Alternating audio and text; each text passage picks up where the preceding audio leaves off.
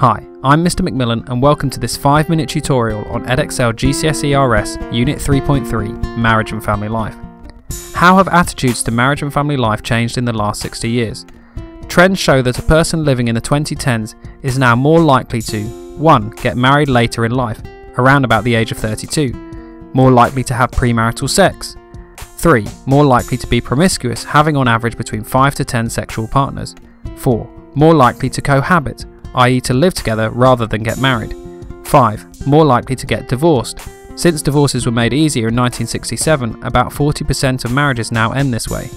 6. More likely to support homosexuality, which was legalised in 1967, and to support gay marriage, which was legalised in 2013. Similarly, a person living today is less likely to 1. Get married at all, choosing to cohabit instead, 2. Less likely to save sex for marriage, 3. Less likely to have a church wedding, 4. Less likely to avoid contraception, 5. Less likely to have a large family, and 6. Less likely to be in a nuclear family.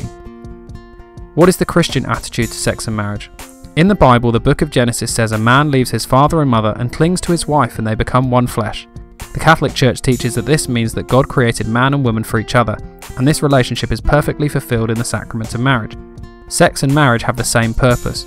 Firstly, they are intended to be unitive, to unite a couple together. Secondly, they are intended to be creative, open to the blessing of children and the creation of a Christian family. The Church teaches that since they have the same purposes, sex and marriage should always go together, and therefore sex outside of marriage is morally wrong. What are the different Christian attitudes to divorce and remarriage?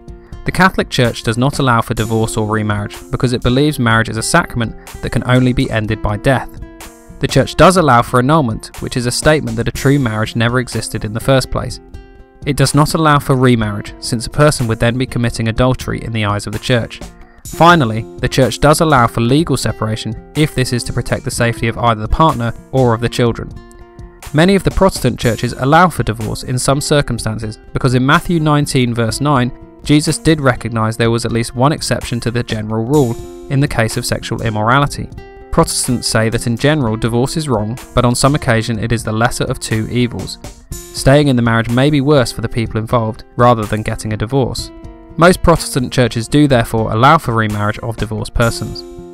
What are the different Christian attitudes to homosexuality?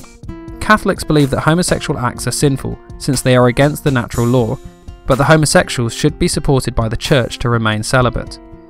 Evangelicals believe that homosexuality is sinful because it is condemned in the Bible and that Christians should not or cannot be homosexual.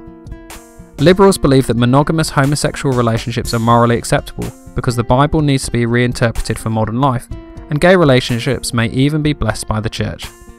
What is the Catholic attitude to family life?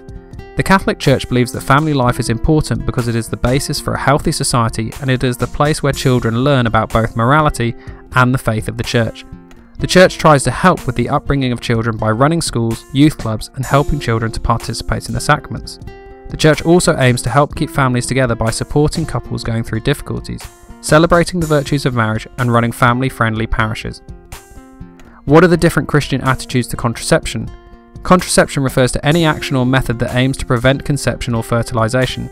We can distinguish between artificial contraception, which aims to prevent conception during sex, and natural contraception, which aims to avoid conception by avoiding sex at certain times.